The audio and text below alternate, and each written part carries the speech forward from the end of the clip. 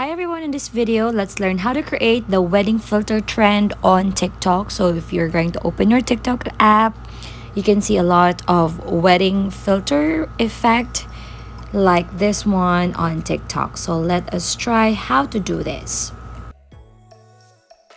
So first is to go to your app store or to your Play Store and tap the search button and tap face play or type face play AI art generator. So that one. So all you have to do is to download face play to your phone. So let's just tap on it and wait for it to download to your phone.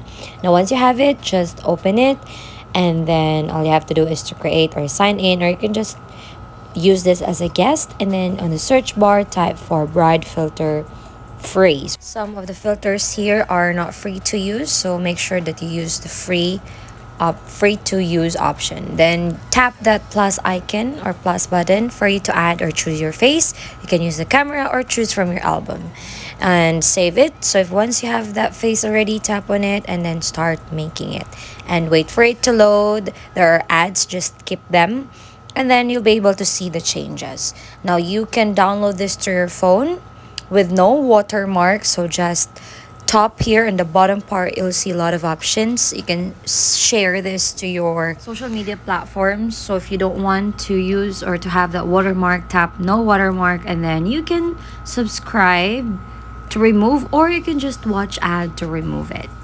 And then you can also save it directly straight to your account, but it has watermark if you're going to save it anywhere.